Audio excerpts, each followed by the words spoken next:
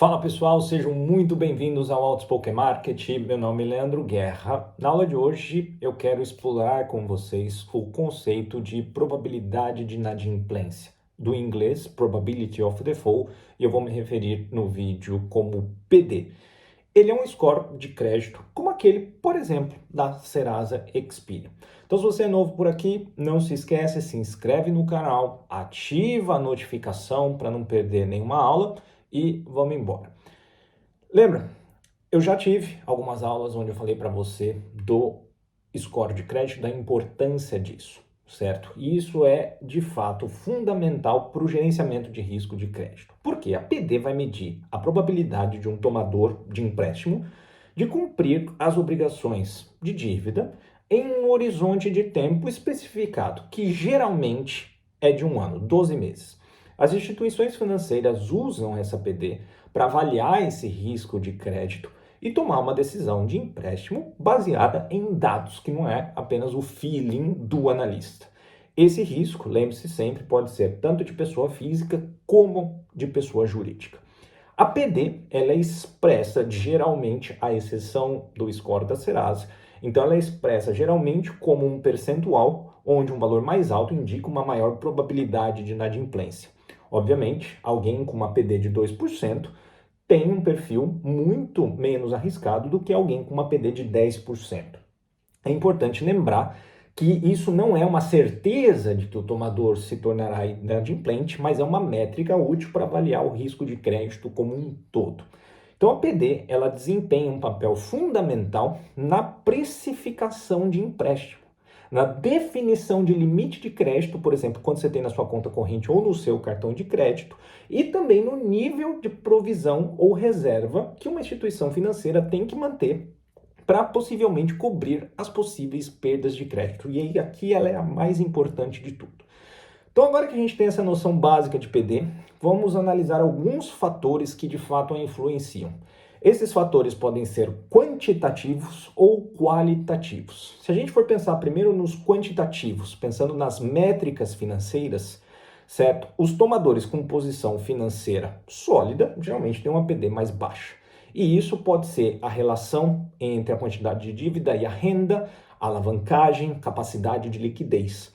O seu score de crédito, ou score de crédito de uma empresa, certo? Por exemplo, as pessoas que têm um histórico de pagamento de dívida pontual, geralmente são considerados menos arriscados. Por isso, uma coisa como o cadastro positivo, por exemplo, é tão importante, porque tudo isso compõe as medidas que vão ser utilizadas para estimar a PD.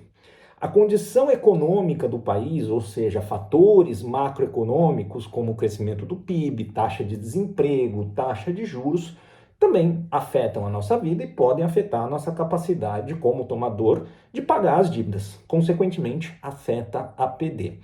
Existem também alguns casos específicos onde a gente tem condições setoriais. Setores específicos podem ter uma PD diferente, porque eu posso estar em um setor de declínio, certo? E por causa disso eu posso ter um maior risco de inadimplência. Quando a gente fala de fatores qualitativos, a qualidade da empresa, a gestão, o ambiente mais ou menos regulatório, todas essas coisas também podem impactar o risco de crédito daquele tomador. Então a instituição financeira, ela usa todos esses fatores somados dentro dos modelos estatísticos para calcular a PD, seja individualmente ou em um grupo de tomadores, certo? Então esses modelos garantem que nós teremos algo mais preciso. E, obviamente, o modelo mais utilizado para isso é a regressão logística, porém, Machine Learning tem ganhando, tá, de fato, um amplo espaço com o Gradient Boosting, por exemplo. Modelar esse tipo de coisa tem vários desafios, porque a gente geralmente tem limitação de dados, a gente tem que fazer uma série de suposições e temos também a necessidade de calibrar o modelo muito frequentemente para conseguir absorver mudanças de mercado, mudanças econômicas que eu falava anteriormente. Então, validação, a regulamentação desses modelos são precisas para garantir justamente uma maior precisão e a relevância. A validação em especial geralmente envolve a validação do desempenho do modelo utilizando medidas estatísticas que eu já comentei em outras aulas aqui, como por exemplo a variação do Gini no tempo, a variação do KS no tempo, o modelo em si sendo avaliado pela ALC, né, ou pela ROC. Então essas medidas ajudam a avaliar a capacidade do modelo e são as mais praticadas do mercado junto com as métricas financeiras, certo? Que chegam a ser mais importantes do que elas, apesar de uma ser consequência da outra. Além disso, as instituições financeiras fazem testes de estresse para avaliar como os diferentes impactos dos cenários econômicos vão abalar as estimativas de PD e o perfil geral do risco de crédito da carteira. E aí entra um ponto importante que os reguladores do mundo todo reconhecem a importância da PD no gerenciamento de risco de crédito. Lembra do outro vídeo que eu falei do Comitê de Supervisão Bancária de Basileia? Portanto, lá nós temos os acordos de Basileia que estabeleceram diretrizes para o cálculo da PD e como elas são usadas para determinar os requisitos de capital dos bancos. A gente tem os modelos de classificação interna, né, os IRBs, na qual os bancos podem usar os seus próprios modelos para calcular a PD, naturalmente sujeito à avaliação regulatória.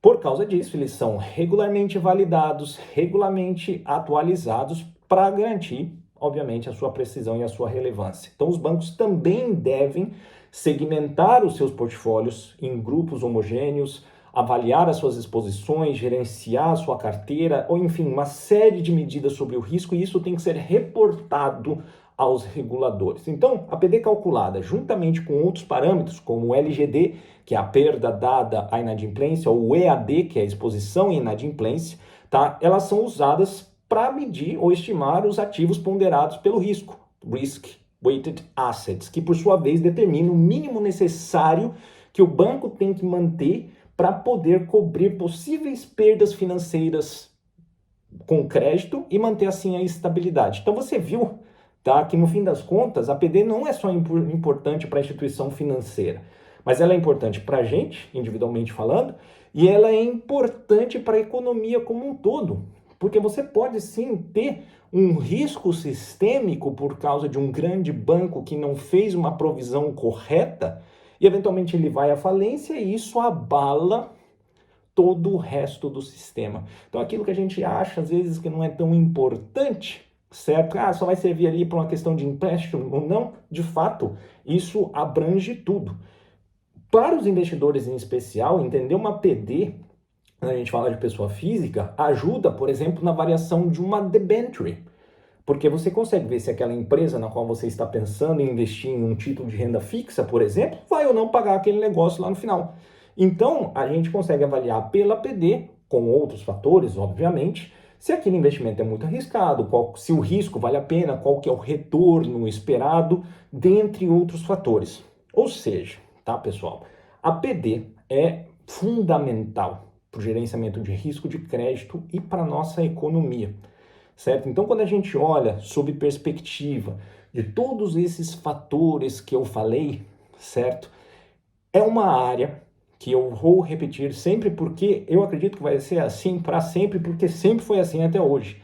Falta gente capaz de ser bom desenvolvedor nesse tipo de coisa. Então, como ela afeta toda a nossa cadeia econômica, a partir do momento que você desenvolve as habilidades necessárias para isso, e o conhecimento e modelagem que eu ensino aqui, mesmo que particularmente eu fale bastante de finanças quantitativas em si, mas isso é um outro ramo dentro das finanças quantitativas, associado à parte de gerenciamento de risco, especificamente falando de gerenciamento de risco de crédito, na qual você traz isso para um universo amplo e você entende daí como de fato funciona um banco. Quando ele está ali dando ou decidindo dar um empréstimo a alguém, quando ele faz isso para uma carteira ampla de pessoas físicas e pessoas jurídicas, tá certo? Aquilo tem um impacto gigantesco. E se ele é too big to fail e ele falha, o que pode acontecer com o resto da economia? Por isso que existem tais medidas, certo?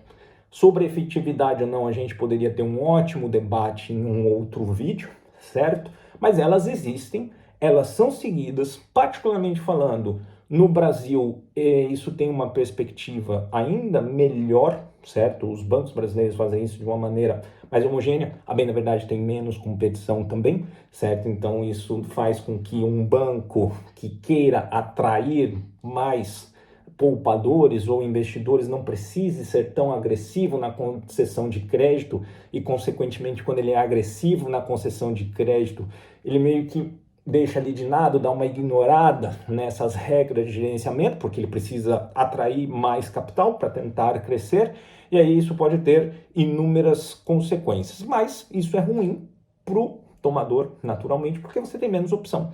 E aí toda aquela vantagem de você ter o cálculo da PD, ela é válida até um ponto, mas ela não permite que de fato você tenha uma taxa menor, porque você tem um risco menor. Então você vê como absolutamente está tudo interligado. Tá? É uma área fascinante e a gente se vê aí em uma outra aula. Beleza, meus queridos? Então, se tiver também alguma coisa em particular que vocês queiram saber sobre esse assunto, deixa aí a sugestão no comentário. Para mim é sempre um prazer e a gente se vê numa próxima aula, pessoal. Um grande abraço. Tchau, tchau.